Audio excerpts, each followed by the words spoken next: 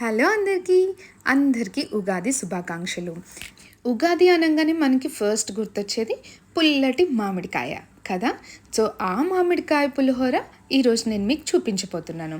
అలానే రెగ్యులర్గా చేసుకునే శనగపప్పు భక్షాలు కాకుండా ఈరోజు నేను మీకు చిలకడ దుంపతో చేసుకునే భక్షాలు చూపించబోతున్నాను.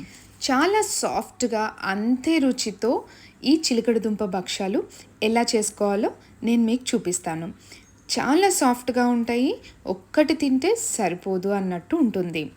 అంతేకాదు మైదా పిండితో కాకుండా గోధుమ పిండితో ఈ రోటీ చేసాము. సో మైదా పిండి ఉంటుంది అన్న టెన్షన్ అవసరం లేదు, మైదా పిండి కొంచెమే వాడతాము.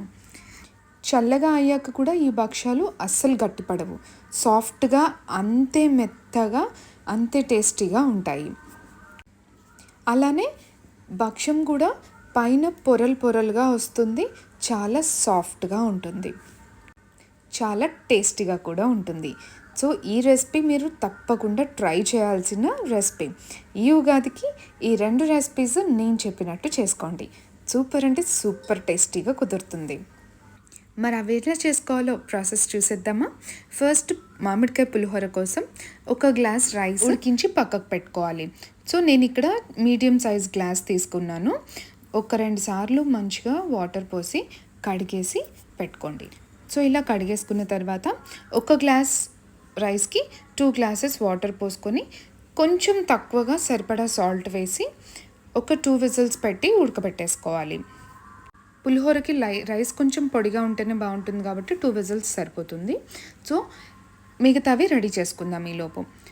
ఫస్ట్ మామిడికాయ తొక్క తీసేసి మంచిగా తురిమి పక్కకు పెట్టుకుందాం. మామిడికాయ పులుపుని బట్టి మీరు దాని క్వాంటిటీ తీసుకోండి. నేను తీసుకున్న మామిడికాయ అయితే చాలా పుల్లగా ఉంది, సో నాకు ఒకటి సరిపోయింది. తొక్క తీసేసుకొని దీన్ని ఇలా మంచిగా తురిమేసి పక్కకు పెట్టుకోవాలి. మామిడికాయ మరీ పుల్లగా లేకుంటే కొంచెం నిమ్మరసం కూడా తీసుకోవచ్చు. సో ఇప్పుడు తురిమేసిన మామిడికాయ ఉంది కదా, ఇది ఒక 2 స్పూన్స్ పక్కకు పెట్టుకుంటున్నాను. ఇది లాస్ట్లో యూజ్ చేద్దాము. సో మిగతాదంతా బౌల్లోకి తీసేసి రెడీగా పెట్టుకుందాం. నాకు ఇక్కడ తీసుకున్న మామిడికాయ ఒక 1/2 కప్ కన్నా కొంచెం ఎక్కువ వచ్చింది, అంటే 3/4 కప్ వచ్చింది అనుకోవచ్చు. 2 స్పూన్స్ పక్కకు పెట్టేసాము దాంట్లో.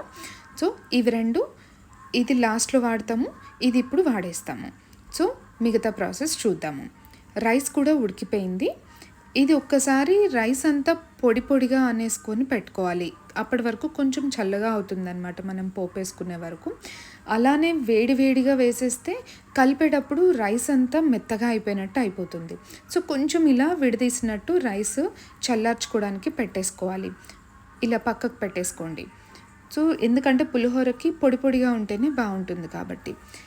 ఇప్పుడు పులిహోరకి అన్నీ రెడీగా పెట్టుకున్నాము. అసలు ప్రాసెస్ పోపు పెట్టుకుందాం ఇప్పుడు. సో ప్యాన్ కొంచెం వేడైన తర్వాత ఒక 3 స్పూన్స్ ఆయిల్ తీసుకోవాలి. కొంచెం ఆయిల్ పడుతుంది. అలానే ఆయిల్ వేడెక్కిన తర్వాత ఒక 1/4 కప్ పల్లీలు, ఇవి వేయించిన పల్లీలు ఉంటే కూడా పైనుంచి వేసేసుకోవచ్చు.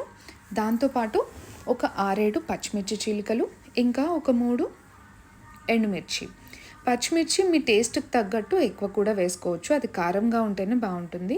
అలానే పోపు దినుసులు 2 రెమ్మల కరివేపాకు కూడా వేసుకొని దూరగా వేయించుకోండి.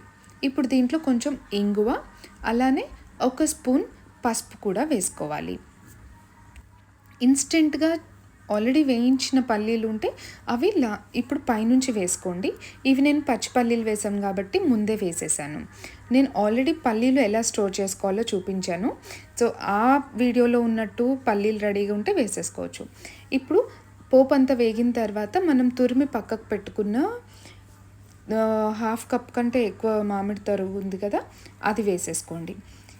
ఇది వేసుకొని దీనికి సరిపడా సాల్ట్ కూడా వేసుకోవాలి. అంటే ఒక 1/2 స్పూన్ సాల్ట్ పడుతుంది, ఎందుకంటే మామిడికాయ పుల్లగా ఉంటుంది కాబట్టి సాల్ట్ కొంచెం ఎక్కువనే పడుతుంది. సో ఒక 1/2 స్పూన్ ఉప్పు వేసుకుందాము. సాల్ట్ అంతా కూడా కొంచెం కలిసేలాగా కలిపేసుకోవాలి. అలానే మామిడికాయలో ఉన్న తేమ కూడా కొంచెం తగ్గుతుంది. తేమ పోయే వరకు కాస్త వేయించుకొని ఇంకా తీసేసుకోవచ్చు. మరీ డ్రై రోస్ట్ లాగా అవ్వద్దు, అది మామిడికాయ ఉడికేసి కొంచెం వాటర్ వచ్చినట్టు అవుతుంది. సో అది వేగిన తర్వాత తీసుకొని మనం చల్లార్చుకోవడానికి రైస్ పక్కకు పెట్టుకున్నాం కదా, దాంట్లో వేసేసుకొని కలిపేసుకోవాలి. మరీ గట్టి గట్టిగా తుక్కు కలిపేయద్దు. సో నిదానంగా కలిపేసుకుంటే మామిడికాయ అంతా ఈవెన్గా స్ప్రెడ్ అవుతుందన్నమాట. సాల్ట్ ఒక్కసారి సరి చూసుకోండి, సరిపోకపోతే ఇప్పుడు పైనుంచి కొంచెం సాల్ట్ వేసుకోవాలి, ఎందుకంటే ఇది పులుపు కాబట్టి సాల్ట్ పడుతుంది. అలానే మనం ఆల్రెడీ పచ్చి తురుము పక్కకు పెట్టాం కదా, అది వేసుకోండి. ఇక్కడ నేను తీసుకున్న మామిడికాయ చాలా పుల్లగా ఉంది, అందుకే నేను కొంచెమే వేస్తున్నాను మీకు చూపించడం కోసం. లేదంటే కొంచెం నిమ్మకాయ కూడా పిండుకోవచ్చు. ఇదంతా బాగా కలిపేసుకుంటే అంతే, మామిడికాయ పులిహోర రెడీ అయిపోయినట్టే. పుల్లగా సూపర్గా ఉంటుంది. అలానే ఇంకొక రెసిపీ చిలకడ దుంప భక్షాలు. అదేనండి, కందగడ్డ అంటారు తెలంగాణలో, కొంతమంది చిలకడ దుంప అంటారు ఆంధ్ర సైడు, గాజరగడ్డ అని కూడా అంటారు. సో ఇవి చాలా సాఫ్ట్గా చాలా యమ్మీగా ఉంటాయి. డెఫినెట్గా నేను చెప్పిన ప్రాసెస్లో ట్రై చేయండి. ప్రాసెస్ చూద్దామా? సో ఇడ్లీ కుక్కర్లో కానీ స్టీమర్లో కానీ ఇలా చిలకడ దుంపలు కొంచెం మీడియం పీసెస్గా కట్ చేసుకొని పెట్టుకొని మూత పెట్టేసేయండి. అదొక 15 మినిట్స్ అన్న ఉడుకుతుంది. 15 మినిట్స్ తర్వాత మెత్తగా ఉడికిపోతాయి అన్నమాట. సో గడ్డను బట్టి కొన్ని తొందరగా ఉడికిపోతే కొన్ని టైం పడుతుంది, చూసుకోండి. ఇలా ఫోక్తోని గుచ్చినప్పుడు సాఫ్ట్గా వెళ్ళిపోవాలి. సో ఇవి కుక్ అయిపోయినాయి. ఇప్పుడు ఒక ప్లేట్లోకి తీసుకుందాం వీటిని. కొంచెం చల్లగా అయిన తర్వాత దీనిపైన తొక్కంతా తీసేసుకొని పక్కకు రెడీగా పెట్టుకోండి. సో ఇలా తొక్కంతా తీసేసి పెట్టుకున్నాను. దీన్ని ఇప్పుడు ఈ పొట్టు తీసేసిన చిలకడ దుంపనంతా ఇట్లా తురుముకోవచ్చు, లేదంటే డైరెక్ట్ మిక్సీలో 1-2 సార్లు తిప్పేస్తే కూడా మెత్తగా పప్పులాగా అయిపోతుందన్నమాట. అయినా ఇది మెత్తగా ఉడికిపోయింది కాబట్టి ఇలా తురిమేసుకుంటే మనకి సాఫ్ట్గా వచ్చేస్తుంది. మళ్ళీ అవసరం లేదు, మెత్తే అవసరం లేదు, మిక్సీ పట్టే అవసరం కూడా లేదు. కావాల్సిన వాళ్ళు మిక్సీలో కూడా 1-2 సార్లు తిప్పేసుకుంటే సరిపోతుంది. చూసారా, సాఫ్ట్గా అయిపోయింది కదా.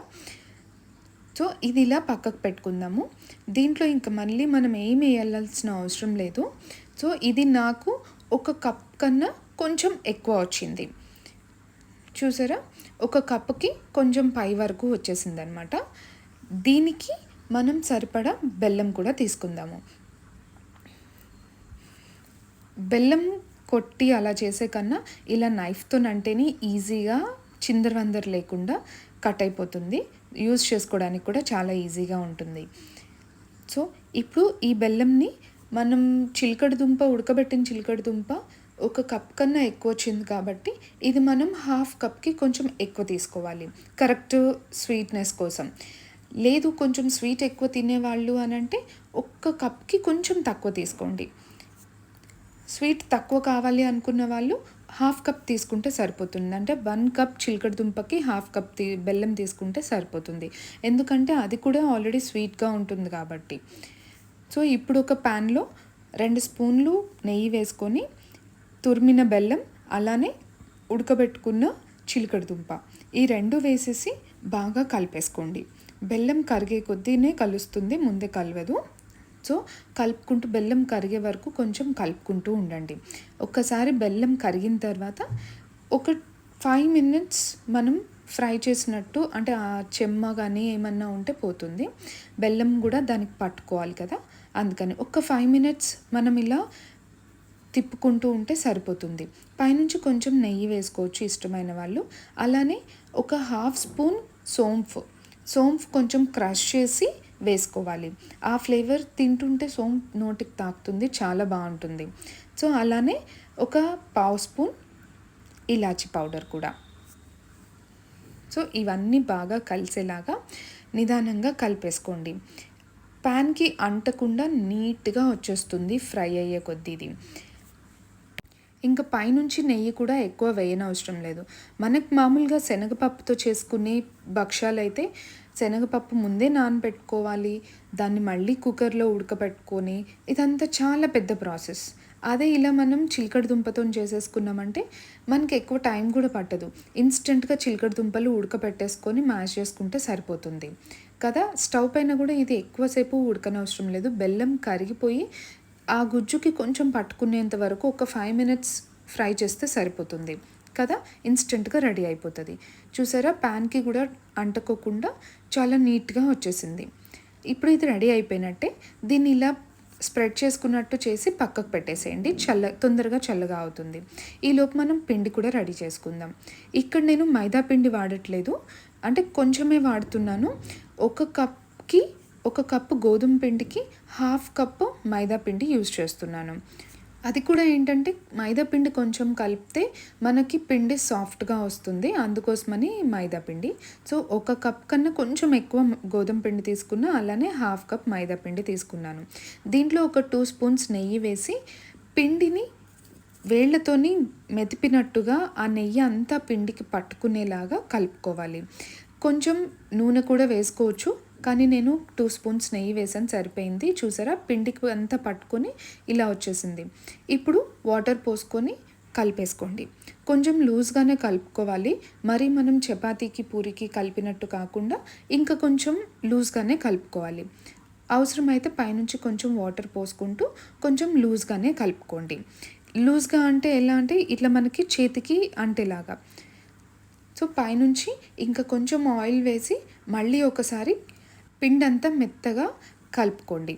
పైనుంచి ఇట్లా కలపడం అయిపోయిన తర్వాత ఇదంతా డ్రై అవ్వకుండా ఉండడం కోసం పైనుంచి కొంచెం ఆయిల్ వేసి ఇలా స్ప్రెడ్ చేసి మూత పెట్టి పక్కకు పెట్టేసేయండి. పిండి నానుతుంది.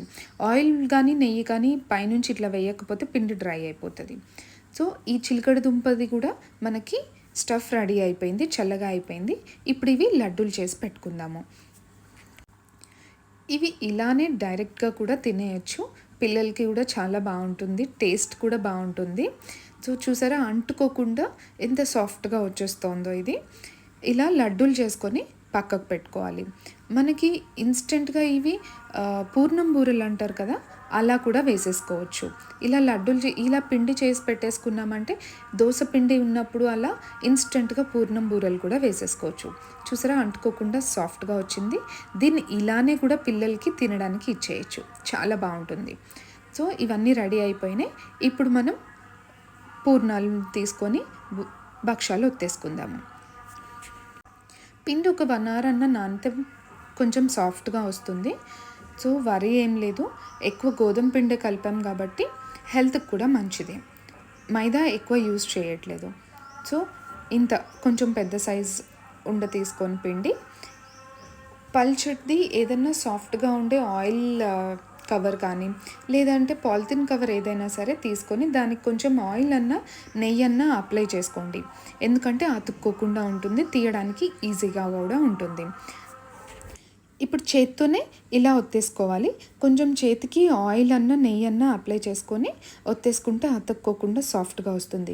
సో మధ్యలో ఒత్తుకోవద్దు, సైడ్లో మాత్రమే ఒత్తుకోవాలి, మధ్యలో ఎక్కువ ఒత్తుకోవద్దు. ఇప్పుడు ఆ పూర్ణం లడ్డు ఉంది కదా, అది కూడా పెట్టేసుకొని పైనుంచి ఇలా చుట్టేసుకోండి. పైనుంచి కొంచెం ఎక్స్ట్రా పిండి వస్తుంది, అది తీసేసి మంచిగా చేతికి ఆయిల్ అన్న నెయ్యి అన్న పెట్టుకొని చేత్తోనే వత్తుకోండి, కర్రతో కాదు. ఎక్కువ కూడా అతుక్కోదు, సాఫ్ట్గానే వస్తుంది. మనం కింద పాలిథిన్ కవర్ కూడా వేసాం కాబట్టి. సో ఇలా ఎక్కడ ఎక్కువ తక్కువ రాకోకుండా, పిండి బయటకు రాకుండా నీట్గా వత్తేసుకోండి. ఇలా చేసుకోవడం రాదు అనుకున్న వాళ్ళు పల్చగా చపాతీల్లాగా చేసుకొని కూడా 2 చపాతీలు చేసుకొని, పల్చగా అంటే బాగా పల్చగా 2 చపాతీలు చేసుకొని ఆ పూర్ణం ఏదైతే ఉందో మనం రెడీ చేసుకున్నది దాన్ని అలా వేసేసుకొని పైనుంచి ఇంకో చపాతీతో క్లోజ్ చేసి సైడ్లో నొక్కేసి కూడా అట్లా కూడా చేసుకోవచ్చు. నేను ఫస్ట్లో రానప్పుడు అలానే ట్రై చేసేదాన్ని. సో ఇది నిదానంగా ప్యాన్ మీదకి వేసేసుకోవాలి. సో 2 సైడ్ల కొంచెం లో ఫ్లేమ్లోనే పెట్టి ఫ్రై చేసుకోండి.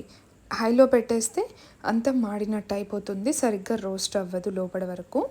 సో స్లోలో అంటే లో ఫ్లేమ్లోనే రోస్ట్ చేసుకోండి 2 వైపులా. ఇవి మంచిగా సాఫ్ట్గా పొరలుగా కూడా వస్తాయి మీకు. పైనుంచి కొంచెం నెయ్యి కూడా అప్లై చేసుకోవచ్చు. నేనైతే అప్లై చేయట్లేదు, ఎందుకంటే తినేటప్పుడు వేడిగా అప్పుడు అప్లై చేసుకుంటే బాగుంటుంది. అందుకే ముందే నేను ప్యాన్ మీద అప్లై చేయట్లేదు, అంటే తొందరగా మాడినట్టు అవుతుందని. సో ఇప్పుడు ఈ చిలకడ దుంప భక్షాలు రెడీ అయిపోయినట్టే. సో ఇంకెందుకు ఆలస్యం, మీరు కూడా ఈ ఉగాదికి నేను చెప్పిన ఈ 2 రెసిపీస్ ట్రై చేసి చూడండి. చాలా అంటే చాలా టేస్టీగా ఉంటాయి. తిన్నాక మీరే అంటారు ఎంత టేస్టీగా ఉందో ఈ చిలకడ దుంప భక్ష్యం. కొంతమంది పోలేలు అంటారు, భక్షాలు అంటారు, బొబ్బట్లు అంటారు. ఒక్కొక్క ఏరియాలో ఒక్కొక్కలా అంటారు. పేరు ఏదైనా సరే రుచి అయితే అద్దిరిపోతుంది. మీరు కూడా ట్రై చేసి చూడండి.